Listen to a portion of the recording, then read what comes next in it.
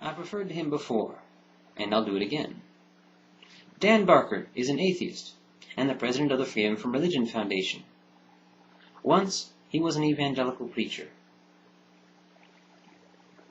In the words of Abraham Lincoln, "It will not do to investigate the subject of religion too closely, as it is apt to lead to infidelity."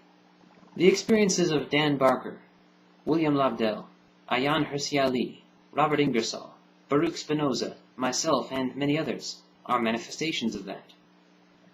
Over time, study of logic, science, and reason, and examination of other faiths and his own, led to Dan's own faith's disintegration, and there was a while in which he maintained the facade of a believer in order to continue his work as a preacher. One of the reasons he kept up appearances was a fear of ostracism and alienation at the hands of his peers. But one day, he found he could not bear to live the lie any longer, and he confessed and resigned. My experiences in this regard are similar. So are those of many other non-believers. This moment of confession is often referred to as coming out of the closet. We borrow this term from homosexuals because each group has a period of hiding and a moment of confession.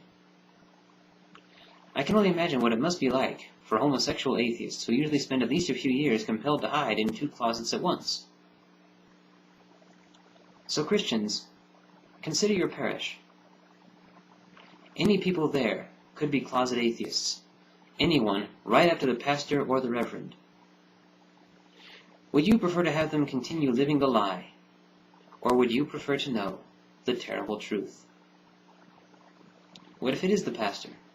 What if after confessing and resigning, he finds that he can't find work and earn a living? Will you help him?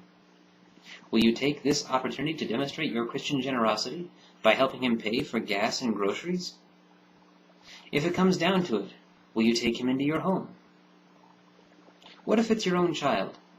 Will you love him or her any less?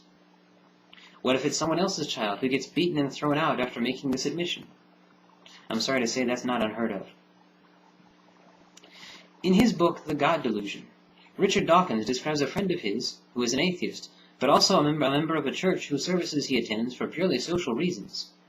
Indeed, a comic I once saw comes to mind. It was a single frame of a church entrance/exit at the end of the service.